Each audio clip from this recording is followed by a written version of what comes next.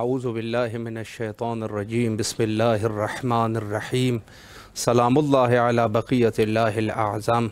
इमाम हुसैन अलैहिस्सलाम 4 आलमी चैनल करबला मुक़द्दसा के ऑनलाइन ट्रांसमिशन प्रोग्राम मारिफ़त मुंतज़र अजलल्लाहु ताला फ़रजहु शरीफ में आपकी खिदमत में हाज़िर है।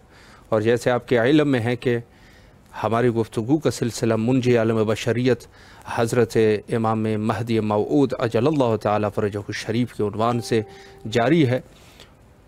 एक रिवायत आपकी खिदमत में पेश करूँ। अली इब्न इब्राहीम हज़रत इमाम बाक़िर अलैहिस्सलाम से नकल फरमाते हैं, फरमाया कि मैंने क़ुरआन की इस आयत की तफ़सीर हज़रत इमाम मोहम्मद बाक़िर अलैहिस्सलाम से पूछी और आयत यह है कि वो वल्लैल इज़ा यग़शा वन्नहार इज़ा तजल्ला। फरमाया कि कसम है मुझे उस रोज़ की कि जब वो रोशन हो जाए। तो इमाम ने फरमाया यहाँ नहार से मुराद हज़रत इमाम ज़माना अलैहिस्सलाम है, यानी वही रोज़ जिस रोज़ इमाम तशरीफ़ लाएंगे तो दक़ीक़न पूरी की पूरी बातिली ताकतें ख़त्म हो जाएगी। जितनी भी बातिली ताकतें हैं, तागूती ताकतें हैं, वो तमाम के तमाम के ऊपर हज़रत इमाम ज़माना अलैहिस्सलाम गालिब आ जाएंगे और पूरी दुनिया में जितनी भी फसादात है, मुश्किलात है और हर किस्म फ़िस्क़ व फ़जूर है, ये इमाम ज़माना अलैहिस्सलाम की बरकत से इसका ख़ात्मा हो जाएगा। और यही ताबीर कुरान में इसी वजह से है कि वशरक़तुल अर्ज़ बिन्नूर रब्बिहा, यही है कि फ़रमाया कि एक दिन ये कायनात जो है वो तेरे रब के नूर से मुनव्वर हो जाएगी। यानी यहाँ नूर इलाही से मुराद हज़रत इमाम ज़माना अलैहिस्सलाम है। यानी दर हकीकत बातिल का ख़ात्मा और बातिल की जितनी भी क़ुव्वतें हैं उनके ख़ात्मे का इलाज जो है वो हज़रत इमाम ज़माना अलैहिस्सलाम का वजूद है। बाकी लाख दर्जे लोग कोशिशें करते रहे, ये ख़त्म होने वाले नहीं हैं, ये रोज़ बरोज़ ये फसादात बढ़ने वाले हैं। लेकिन जब हज़रत इमाम ज़माना अलैहिस्सलाम तशरीफ़ लाएंगे तो इस बातनी ताकतों को ख़त्म कर दिया जाएगा। बहुत सारी पेशनगोइयाँ मासूमीन अलैहिमुस्सलाम से इस बाब में मौजूद है। और दूसरी ताबीर में जैसे रिवायत में हमारे पास मौजूद है कि इमाम ज़माना अलैहिस्सलाम की ग़ैबत के दौर में भी उनका वजूद जो है वो ऐसे हैं जैसे सूरज बादलों के पीछे हो, और बादलों के पीछे होने के बावजूद भी कायनात जो है, आलम हस्ती जो है वो शम्स के यानी सूरज के वजूद से इस्तिफ़ादा कर रहे हैं। तो ये चीज़ कि ख़ुद इमाम का वजूद इस दुनिया में भी मुफीद है, लेकिन जब ज़हूर के बाद का जो मरहला है उसमें यह होगा कि कायनात की जितनी भी बातिली ताकतें होगी, जितनी भी मुश्किलात होंगे, उसके ऊपर इमाम ज़माना अलैहिस्सलाम गलबा हासिल कर लेंगे और ये सब के सब चीज़ें ख़त्म हो जाएगी और इनका ख़ात्मा हो जाएगा। इमाम ज़माना अलैहिस्सलाम की ज़हूर की फ़लसफ़ों में से एक फ़लसफ़ा ये है कि इंसान जो है वो गोया के ऐसे इंतज़ार में है जैसे इंसान गोया एक रहमत इलाही के इंतज़ार में हो। इंसान खुदा की रहमत के इंतज़ार में है और फरमाया कि अल्लाह की रहमत से इंसान को मायूस नहीं होना चाहिए। तो जैसे हज़रत रिसालत आप सल्लल्लाहु अलैहि वआलिहि कायनात के लिए रहमतुल लिल आलमीन थे और है, इसी तरीके से हज़रत इमाम ज़माना अलैहिस्सलाम भी बिल्कुल ही तमाम के तमाम अवालिम के लिए, तमाम के तमाम आलमों के लिए, तमाम के तमाम कायनात के लिए वो एक रहमत होंगे। और सिर्फ़ अज़ाब उन लोगों के लिए है कि जो लोग सरकश है। हो सकता है इस दुनिया में कुछ ऐसे अफराद भी हो कि जहाँ तक हक़ उस तरीके से जैसे पहुँचना चाहिए न पहुँचा हुआ हो, कुछ ताकतों की वजह से, किसी दूसरे बातिल की तबलीग की वजह से, कोई दूसरे मुश्किलात की वजह से उस तक वो चीज़, उन अफराद तक वो चीज़ शायद न पहुँची हो। हिदायत का जो रास्ता है वो वहाँ तक हिदायत और वो चीज़ जो कि होनी चाहिए थी वो उन तक शायद न पहुँचा हो। लेकिन जब इमाम ज़माना अलैहिस्सलाम तशरीफ़ लाएंगे तो अल्लाह सुब्हानहू व तआला की कुदरत इस कदर है कि हर शख्स तक हक़ जो है वो पहुँच जाएगा। انشاءاللہ العزیز آج اسی موضوع پر امام زمان علیہ السلام کے برکات، اسی موضوع کو انشاءاللہ آج کے ہمارے معزز مہمان حجت الاسلام والمسلمین عالی جناب مولانا سید وزیر عسکری عابدی صاحب جو کہ ہمارے ساتھ ابھی موجود ہیں، انشاءاللہ ان کے سامنے ڈسکس کرتے ہیں اور ان کے علم اور معلومات سے استفادہ کرتے ہیں۔ السلام علیکم ورحمۃ اللہ وبرکاتہ۔ علیکم السلام ورحمۃ اللہ وبرکاتہ۔ قبلہ خیریت سے ہیں انشاءاللہ؟ سب فضل خدا ہے، شکر ہے معبود کا، مولا آپ کو سلامت رکھے۔ آپ سنائیں۔ الحمدللہ۔ سب سے پہلے تو امام حسین علیہ السلام ٹی وی کے تمام اراکین کی طرف سے اور امام حسین علیہ السلام ٹی وی کے میڈیا گروپ کی طرف سے آپ کی نہایت ہی ممنون اور مشکور ہے کہ آپ مصروفیات کے باوجود تشریف لائے اور ہمیں یہ خدمت کا موقع فراہم فرمایا۔ خواہش مکنم، یہ تو میرے لیے بہت فخر کی بات ہے کہ کربلا سے یہ آپ کا چینل ریلے ہوتا ہے اور آپ نے مجھے یہاں مدعو کیا، کیونکہ سلامت رہے۔ کربلا پہنچنا بھی ہر ایک کا مقدر نہیں ہے، بے شک۔ تو ظاہر سی بات ہے کربلا سے اس ریلے ہونے والے پروگرام میں اس کا میں ایک حصہ ہوا، یہ کرم ہے، الطاف و عنایات ہے۔ مولا کے حفظ و امان میں رہے قبلہ۔ شکر گزار ہے آپ کے داد و تحسین کے اور آپ کی تشریف آوری کے۔ میں وقت کو ضائع کیے بغیر آپ کی خدمت میں کچھ سوالات پیش کرتا ہوں، مومنین بھی منتظر ہے ہمارے ناظرین اور انشاءاللہ وہ استفادہ فرمائیں گے۔ پہلا سوال، ابھی ہم کچھ دیر پہلے گفتگو کر رہے تھے کہ امام زمانہ علیہ السلام غیبت کے باوجود بھی امام کی برکات جو ہے وہ لوگوں تک پہنچ رہے ہیں، تو یہی سوال اسی عنوان سے آپ کی خدمت میں اگر کچھ اس الفاظ سے آپ کی خدمت میں اس سوال کو رکھوں تو بہتر ہوگا کہ کیا غیبت کے دور میں بھی ہم برکات وجود امام زمانہ علیہ السلام سے مستفید ہو سکتے ہیں؟ اس پر اگر آپ وضاحت فرمائیں۔ دیکھیے، اس پر وضاحت تو میں اس طرح سے عرض کروں جی کہ سب سے پہلے وہ کہ جو امام زمانہ کا انتظار کر رہے ہیں اور مدعی ہیں کہ ہم امام زمانہ کا انتظار کر رہے ہیں، صحیح، تو سب سے بڑی برکت اور فیض تو امام زمانہ جل اللہ تعالیٰ فرجہ شریف کا یہ ہے کہ آپ کا وجود سلامت ہے۔ سبحان اللہ، سبحان اللہ۔ آپ زندہ ہیں اور آپ امام کے منتظر ہیں جی، اس پرآشوب دور میں، بے شک، کہ جہاں انسان کو پھاڑ کھانے کو تیار ہو، بے شک، وہاں آپ سلامت ہیں، صحیح ہیں، اور آپ اس سے بڑا اور کیا وجود ہو سکتا ہے اور اس سے بڑی کیا دلیل ہو سکتی ہے کہ آپ زندہ ہیں اور اپنے آپ کو پا رہے ہیں کہ آپ، اور پھر اس سے بڑی بات یہ ہے کہ سب سے بڑی ذمہ داری یہ کہ آپ امام زمانت کے ظہور کا انتظار کر رہے ہیں، بے شک، اور یہ شرف آپ کو ملا ہے کہ آپ ان کے منتظر ہیں، ورنہ خداوند عالم یہ شرف ہر ایک کو نہیں دیتا ہے۔ بے شک، بے شک، بے شک۔ اگلا اور سوال، رہا سوال، جی بسم اللہ، بسم اللہ۔ رہا سوال یہ کہ آپ کس طرح سے فائدہ اٹھا رہے ہیں، جی، تو یہ تو دیکھیں فائدہ اٹھانے والے کے اپنی صلاحیت کے اوپر ہے کہ وہ کس طرح سے فائدہ اٹھا رہا ہے، جی، ٹھیک ہے۔ بے شک، امام زمانہ وہ رحمت پروردگار ہے، اس برستے ہوئے بادل کی طرح ہے جی، کہ جو سب کے لیے برابر برس رہے ہیں۔ سبحان اللہ، اب سبحان وہ اللہ، اپنی زمین ہے، اپنے دل کی زمین ہے جی، کہ وہ زمین پر برسے تو سیلاب کی صورت میں بھی ہو سکتا ہے، سبحان اللہ، اور سرسبز و شاداب باغات کی صورت میں بھی ہو سکتا ہے، بے شک، اس طرح سے آپ دیکھتے رہتے ہیں۔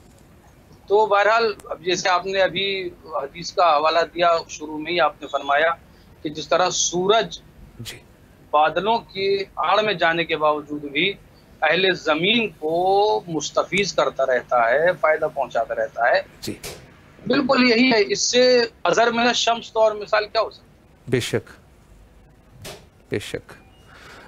جی قبلہ، بہت اچھے طریقے سے آپ نے وضاحت فرمائی۔ اگلا سوال آپ کی خدمت میں عرض کروں کہ ظاہر ہے کہ امام زمانہ علیہ السلام کے ظہور کے منتظر ہیں اور اس کی ضرورت جو ہے وہ آج بھی محسوس ہو رہی ہے۔ اگر ہم دیکھیں اس ظلم اور بربریت کو، اور ہر طرف ظاہر ہے کہ ظلم ہے اور انسان کا دشمن ہے، تو اس کی ضرورت کیا آج کل کے دور میں تھی یا گزشتہ جو ادوار تھے اس میں بھی اس کی ضرورت موجود تھی؟ جیسے ائمہ اطہار علیہ السلام کے مزید ان کا دور تھا، تو کیا یہ ضرورت جو ہے وہ ابتدا سے تھی یا آج اس کی ضرورت ہے؟ اس پر اگر آپ کچھ وضاحت کریں۔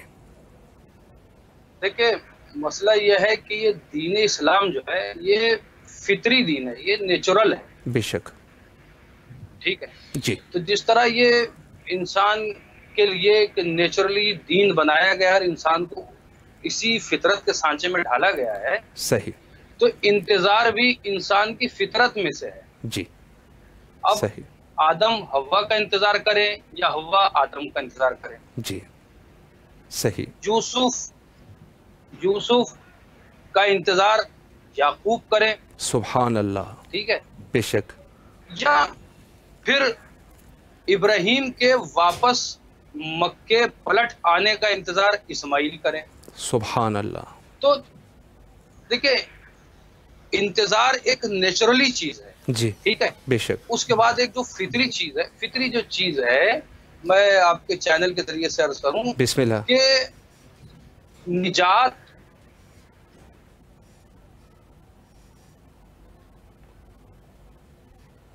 جی جی، انٹرنیٹ کا کچھ مسئلہ ہے، انشاءاللہ العزیز دوبارہ مولانا سے کوشش کرتے ہیں کہ ان سے رابطہ جو ہے وہ قائم کیا جا سکے، اور انشاءاللہ العزیز کنٹرول روم والے یقیناً کوشش کر رہے ہیں۔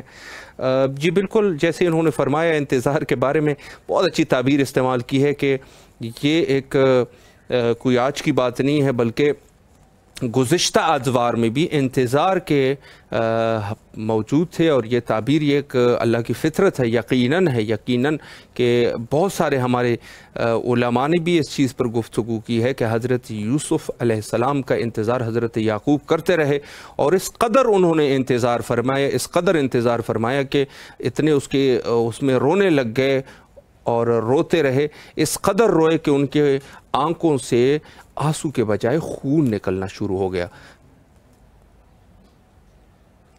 جی دوبارہ جو ہے ہمارا رابطہ مولانا سے قائم ہو چکا ہے۔ جی قبلہ بسم اللہ کیجئے، آواز آ رہی ہے آپ کو؟ جی بالکل، جی بسم اللہ، آواز آ رہی ہے؟ جی بالکل کلیئر ہے، شکریہ۔ جی تو میں یہ عرض کر رہا تھا کہ دیکھیے، چاہے وہ یہودیوں نے مار کھائی ہو عیسائیوں سے، جی، اور اپنے ربیوں سے سنا ہو کہ ایک نبی ظاہر ہوگا جو کوہ فاران کی چوٹی سے ظاہر ہوگا، اللہ، وہ نجات دہندہ ہوگا، صحیح، تو یہ سارے بھاگ کر آ کر خیبر کے ارد گرد، خیبر میں آباد ہو جانا، مکے کے ارد گرد آباد ہو جانا، جی، مدینے کے اندر آباد ہو جانا، ارد گرد۔ تو بہرحال یہ جو نجات ہے نا، جی، یہ ایک فطری چیز ہے کہ ہر سبحان انسان اللہ، چھٹکارا چاہتا ہے۔ بے شک، مثلاً ہر انسان یہ چاہتا ہے، صاحب اگر میں کسی کا قرض دار ہو گیا ہوں تو خدا کرے کہ میں جلدی سے اس کا قرض ادا کر کے چھٹکارا پا لوں۔ بالکل، تو نجات ہر انسان چاہتا ہے، بے شک، لیکن اسی درمیان میں میں آپ کی خدمت میں تاریخی مثال آپ کی خدمت میں عرض کروں، تھوڑا سا آپ مجھے وقت دیں گے؟ بسم امید ہے اللہ، بسم اللہ، انشاءاللہ۔ وقت ہے، زیادہ ہے وقت، بسم اللہ کیجئے۔ جی شکریہ۔ جی، دیکھیے، آواز تو بلند ہوتی ہے جی، کہ ہم نجات دینے والے ہیں، ہم نجات دینے والے ہیں، ٹھیک ہے۔ جی، اب قرآن مجید بھی لوگوں سے کہتا ہے کہ دیکھو تم روئے زمین پر فساد نہ پیدا کرو، صحیح، تو وہ فساد پیدا کرنے والے بھی یہ کہہ دیتے ہیں کہ ہم تو اصلاح کرنے والے ہیں۔ بے شک، بالکل، یقیناً، صاحب ہم تو، ہاں میں ہندی زبان میں کہوں کہ ہم تو سماج سدھارک ہیں، جی بالکل، ہم تو سماج سدھارنے والے ہیں نا۔ صحیح، تو دیکھیں، اسی طرح سے آپ یہ بھی دیکھیں کہ جناب مختار کے دور میں منتقم خون حسین کے نام سے 3 آوازیں بلند ہو رہی ہیں، صحیح، ٹھیک ہے۔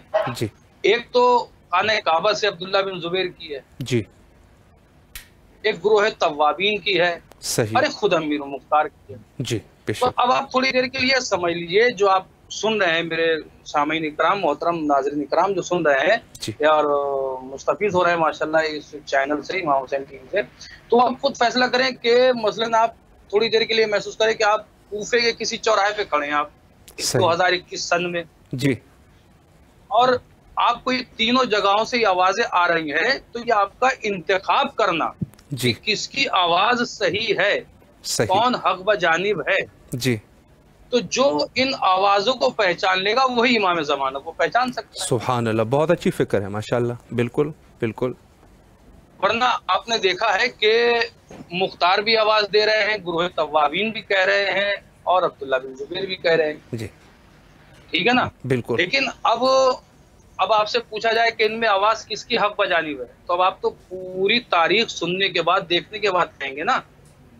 صحیح. اب وہ تاریخ سے ہم کو یہ سیکھنا ہے کہ جی جب وہ حل من ناصرین انصرنا کی صدا بلند ہوگی تو اس آواز کو پہچاننے کی صلاحیت ہمارے اندر ہونی چاہیے. بے شک بے شک. ٹھیک ہے. تو یہ ایک نیچرلی چیز ہے، اور ہر انسان چاہتا ہے کہ ہم کو نجات ملے اور نجات دہندہ ہونا چاہیے. لہذا ہر آدمی، ہر سلوگن، ہر آواز نجات دہندہ ہو یہ ضروری نہیں ہے. لہذا ہر کسی آواز کے پیچھے چلنا یہ جانوروں کا کام ہوتا ہے، بے شک. انسانوں کا کام نہیں ہوتا ہے. یقیناً یقیناً. بالکل. اگلا سوال قبلہ آپ کی خدمت میں عرض کروں کہ یہ سوال البتہ میرا سوال نہیں ہے، مومنین کا ہی سوال ہے، چونکہ ایک ہمارا کچھ مومنین جو ہے وہ ظاہر ذوق فرماتے ہیں اور کچھ سوالات بھی ہمیں بھیج دیتے ہیں. تو یہ سوال میں انہی کا سوال آپ کے خدمت میں پیش کرنے جا رہا ہوں کہ ظاہر ہے کہ ظہور امام زمانہ علیہ السلام ایک امر الہی ہے، اور یہ اللہ ہی سبحانہ و تعالیٰ کے حکم سے ہی ظہور ہوگا. اور دوسری طرف اگر دیکھا جائے تو مومنین کی دعائیں بھی شامل حال ہے، اور دعائیں کر رہے ہیں. ظاہر ہے کہ آج کل کے دور میں چاہے وہ دعائیں ندبہ کی شکل میں ہیں یا دوسرے شب جمعہ ہے، دعائیں کر رہے ہیں اور گریہ زاری کر رہے ہیں. تو سوال میرا کچھ اس الفاظ سے اگر ہو سکے تو بہتر ہوگا کہ کیا ظہور امام زمان علیہ السلام ایک امر الہی ہے یا ظہور مومنین کی آمادگی اور دعاؤں پر موقوف ہے؟ اس پر اگر آپ وضاحت فرمائیں. دیکھیں، میں آپ کی بات اس طرح سے عرض کروں، جی اور میں اس طرح سے جواب عرض کروں کہ امر الہی ہے، جی یہ اس کے راز ہیں کہ وہ کب ظہور کی اجازت دے، کب امام ظہور فرمائے، جی یہ اس کے راز. ٹھیک ہے. جی اور ظاہر سی بات ہے ہم سے وہی کوشچن پوچھا جائے گا کہ جس کا ہم جواب دے سکتے ہو. بے شک. بالکل. تو یہ ہمارے اس کو طے کرے ہم کہ یہ امر الہی کب ظہور ہوگا، یہ کب ہوگا، یہ ہمارے بس کی بات نہیں. بے شک. عرض خدمت یہ ہے کہ امام کا ظہور یہ دعاؤں کے اوپر، مطلب آپ یہی کہنا چاہ رہے ہیں کہ دعاؤں کے اوپر ہی اس کا دارمدار ہے. جی جی جی جی. یعنی عرض یہ ہے کہ کیا دعائیں بھی اس میں اثر انداز ہے ظہور کو نزدیک ہونے میں، یہ چیز، یا ہماری آمادگی جیسی یہ چیزیں؟ جی جی جی جی میں سمجھ گیا. تو دیکھیں، دعا تو ایک ایسی چیز ہے کہ دل سے نکلی ہوئی آواز اثر رکھتی ہے، پر نہیں سبحان طاقت اللہ. پرواز مگر رکھتی ہے. واہ. دعا بہرحال دعا ہے، بے شک. اور دعا سلاح الاولیاء. بے شک. ٹھیک ہے. یہ سب ہے. لیکن میں یہاں ایک بات عرض کرنا چاہوں گا جی. کہ دعا کبھی بھی کوشش کی جگہ پہ نہیں آ سکتی. یقیناً یقیناً. لیس للانسان الا ما سعی، کہ انسان اسٹرگل کے سوا کچھ نہیں ہے. بے شک. ہے نا. یقیناً. تو میں عرض یہ کر رہا ہوں کہ بے شک بالکل دعاؤں کا سب سے اہم رول ہے اس میں. ایسا نہیں کہ دعاؤں کا رول ہے، بہت ہے. اور اگر ہم دعا انہی سے نہ کریں تو پھر کس سے کہیں؟ بے شک. ہے نا. تو میں یہاں پر یہ بات عرض کرنا چاہتا ہوں کہ دعا صرف انتظار امام زمان یہ صرف دعاؤں کے اوپر موقوف نہیں ہے. صرف میں عرض کروں جی. کہ انتظار امام زمان ایک پریکٹیکل مسئلہ ہے. صحیح. یہ صرف دعاؤں کے، مصلوں کے اور مسجدوں کے درمیان میں ہی رہ جانے والی شے نہیں ہے انتظار امام زمان. یقیناً. بے شک. یہ پریکٹیکل مسئلہ ہے. بے شک. مثلا سرکار رسالت مآب ختم مرتبہ حضرت محمد مصطفیٰ صلی اللہ علیہ وآلہ وسلم نے فرمایا کہ وہ اس وقت ظہور فرمائیں گے کہ جب دنیا ظلم و جور سے بھر چکی ہوگی، اور وہ دنیا کو عدل و انصاف سے بھر دیں گے. ہے نا. تو سب سے پہلا مسئلہ تو یہ ہے کہ جب آپ ظہور فرمائیں گے سیدھی بات ہے کہ آپ کی ایک حکومت ہوگی. میری آواز آ رہی ہے آپ کو؟ جی آواز آ رہی ہے قبلہ آپ کی. جی جی. تو یہ جو رسول اللہ نے فرمایا کہ آپ ظہور فرمائیں گے، کس حالت میں دنیا ہوگی کہ جب وہ ظلم و جور سے بھر چکی ہوگی. بے شک. عدل و انصاف نادارد ہوگا. وہ آئیں گے، عدل و انصاف کو زندہ کریں گے دوبارہ، اور پھر دنیا میں عدل و انصاف ہوگا. صحیح. ٹھیک ہے. بالکل. تو اب میرا عرض کرنے کا مقصد یہ ہے کہ جب آپ ظہور فرمائیں گے تو آپ کی جو حکومت ہوگی جی اس کو تھوڑا سا زیرو گراؤنڈ لیول پر لے کے جائیں. صحیح. زیرو گراؤنڈ لیول پر. جی یہ خالی ہوا میں نہیں، زیرو گراؤنڈ لیول پر. مثلا جب آپ ظہور فرمائیں گے آپ کی حکومت ہوگی. جی جب حکومت ہوگی جبھی تو آپ عدل و انصاف کی کرسی پر تشریف فرما ہوں گے. بے شک بے شک. اب ایسا تو ہے نہیں کہ اب ایسا تو ہے نہیں کہ کسی کو مثلا بصرے سے پکڑ لیا اس کا وہاں انصاف کر دیا، جی کسی کو نجف سے پکڑ لیا اس کا وہاں انصاف کر دیا، کسی کو بمبئی سے پکڑ لیا، کسی کو کراچی. ایسا تو نہیں ہوگا نا. یقیناً. ایک بالکل. حکومت ہوگی. جی بے شک. حکومت ہوگی، ایک گورنمنٹ ہوگی، جی ایک گورننس ہوگا. اب اس بالکل. گورننس کو زمین پر کیسے آپ لائیں گے؟ آپ اس کی صحیح. ایکسرسائز کیا ہوگی؟ بالکل. اس چیز کی طرف ہمیں دھیان دینے کی بہت سخت ضرورت ہے کہ جب امام ظہور فرمائیں گے کوئی ایسا تو ہے نہیں کہ ہاتھ میں ذوالفقار لے کے آئیں گے اور وہ لاتے کے ساتھ ہی ذوالفقار ایسے کر کے دکھائیں گے اور سب جتنے بھی دشمن ہوں گے وہ سب ختم ہو جائیں گے اور سارا ماحول ایسے ٹھیک ہو جائے گا. صحیح. ارے سر، اگر گھر کا ماحول خدا نخواستہ کسی کا بگڑ جاتا ہے تو اس کو سدھارنے میں بہت ٹائم لگ جاتا ہے. بالکل بالکل. ہاں، تو یہ انتظار امام زمان ایک پریکٹیکل ہے. جی اس کو زمین پر فالو کر کے دیکھیے آپ. بے شک. اور وہی دعا اب پھر اس کے بعد جب آپ اس کو زمین پر فالو کریں گے، زمین پر آپ اس کو لائیں گے، تب صحیح. آپ کو یہ محسوس ہوگا کہ اب ہم جہاں اس کو زمین پر زیرو گراؤنڈ لیول پر لانے میں ناکام ہو رہے ہیں، اب ہم کو دعا جو ہے تو وہ سہارا دے گی اور پروردگار کی الطاف عنایات ہمارے لیے شامل حال ہوگی. انشاءاللہ انشاءاللہ. بہت اچھے طریقے سے قبلہ آپ نے وضاحت فرمائی، ایک عام فہم الفاظ میں مومنین استفادہ کر رہے ہیں. اگلا سوال قبلہ آپ کی خدمت عالیہ میں عرض کروں کہ ایک طرف سے یہ ظاہر ہے کہ اس غیبت کے دور میں دعاؤں کا بھی ایک سلسلہ ہے اور اس کی تاکید بھی کی گئی ہے کہ کچھ دعائیں ہیں کہ جو اس دور میں زیادہ سے زیادہ دعا کی تاکید ہے. تو میں سوال اس طرح کروں کہ غیبت کے دور میں کون سی ایسی بہترین دعائیں ہیں کہ جس کو اگر مومنین تلاوت کرے تو بہتر ہوگا؟ اگر اس پر بھی آپ ایک مشورہ فرمائیں اور انشاءاللہ استفادہ کر رہے ہیں. جی بسم اللہ. دیکھیے نجفی صاحب، میں یہ عرض کروں کہ میں کیا میری بساط کیا. قبلہ یہ جو بزرگواری دعائیں ہیں نا، جی نہیں یہ جو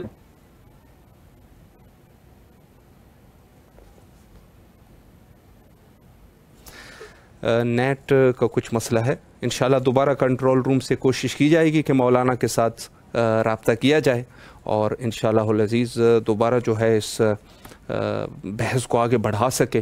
تو دیکھیں جیسے انہوں نے فرمایا کہ دعا جو ہے وہ الدعاء صلاح المومن، دعا جو ہے وہ مومن کی کا اسلحہ ہے، یعنی دعا کی بڑی فضیلت ہے.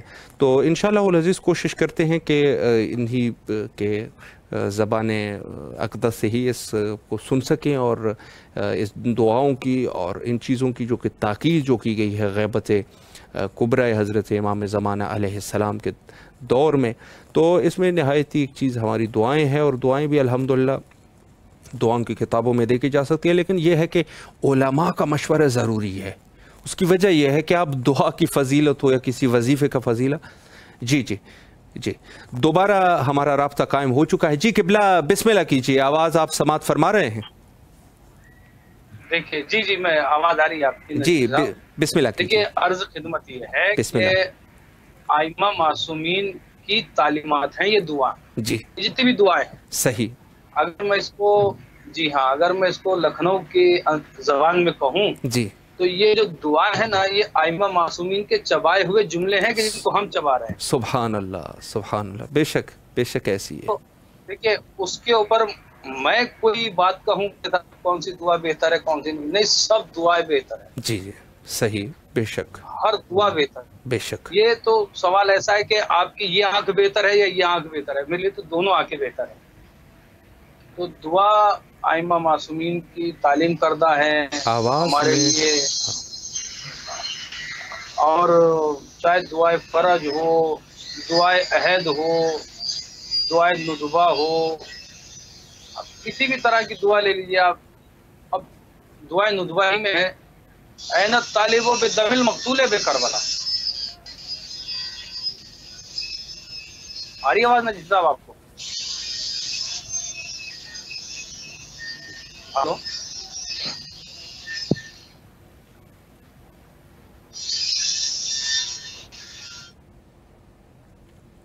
جی غالباً آواز جو ہے وہ آواز کا کچھ مسئلہ ہے، ساؤنڈ کا کچھ مسئلہ ہو چکا ہے، تو کنٹرول روم والے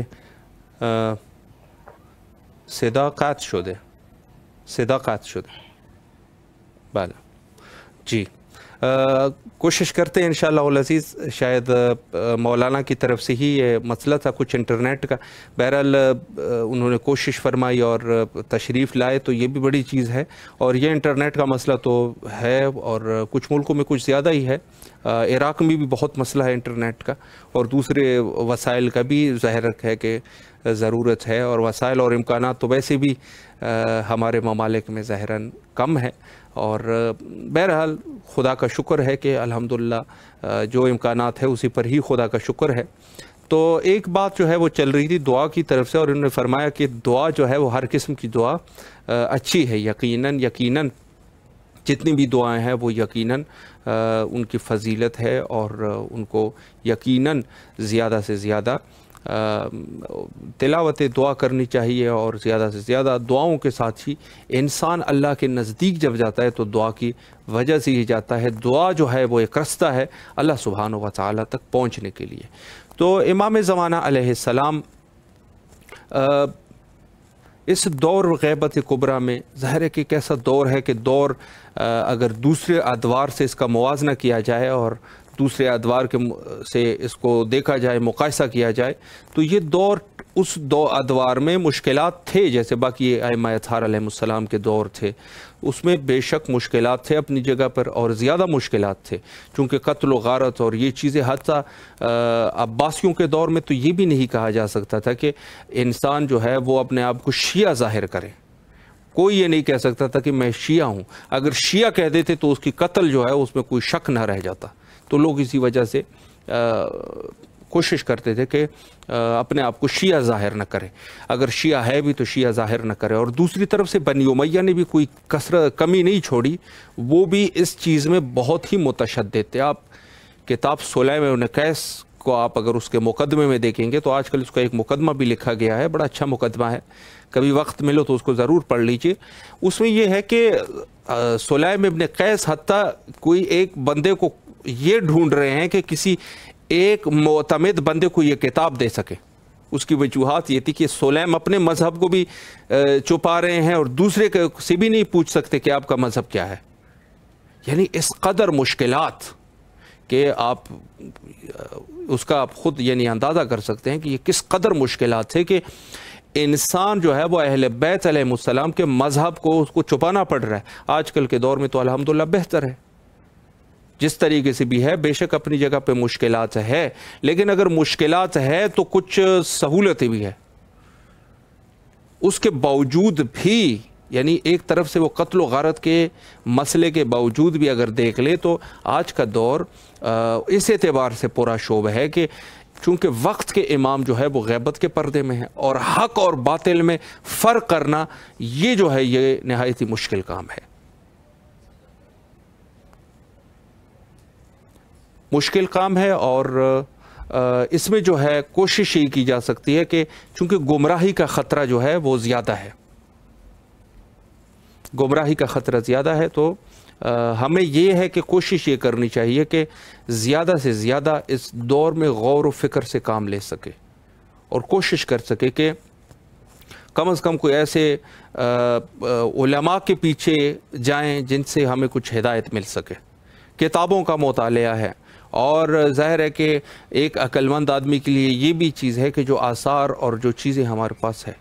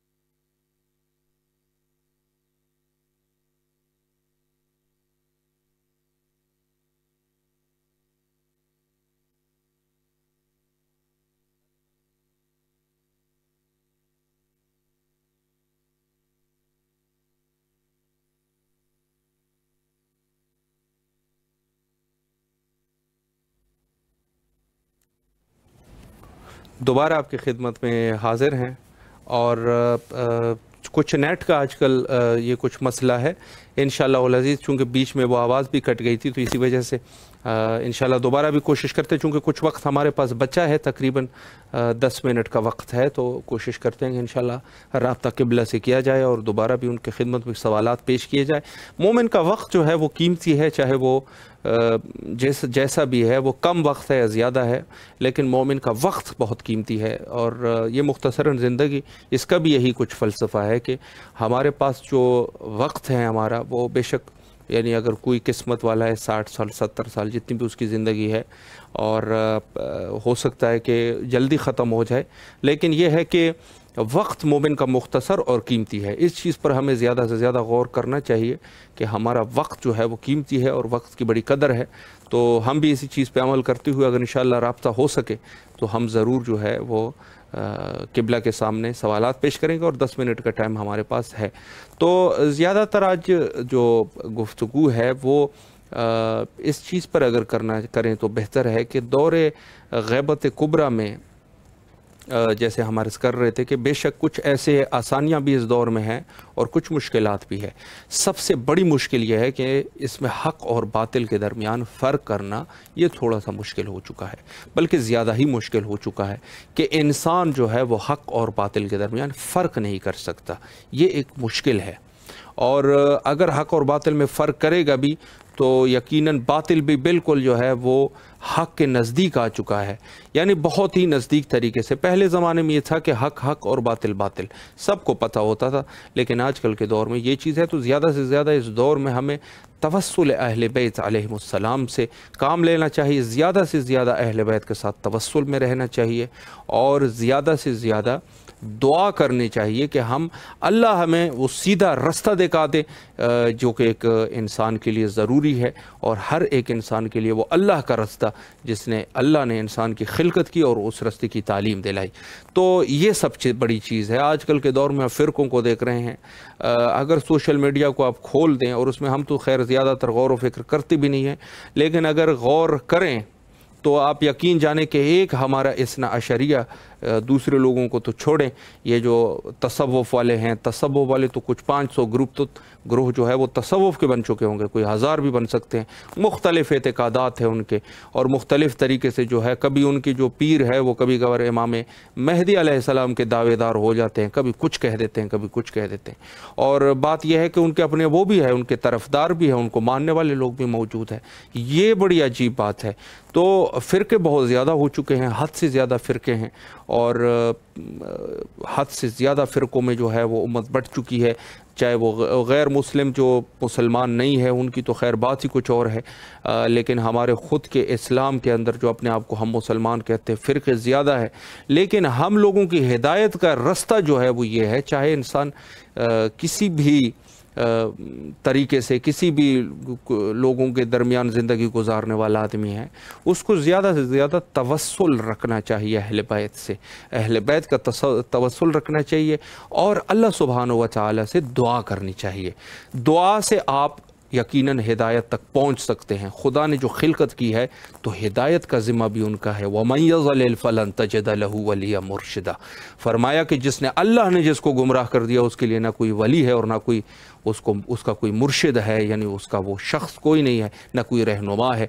तो अल्लाह सुब्हानहू व तआला जिस इंसान जो अल्लाह जिसको हिदायत कर दे उसकी गुमराही नहीं होती, और अल्लाह जिसको गुमराह कर दे, यानी अल्लाह जिसकी हिदायत करे तो उसको कोई गुमराह नहीं कर सकता, और अल्लाह जिसको गुमराह कर दे उसकी कोई हिदायत नहीं कर सकता।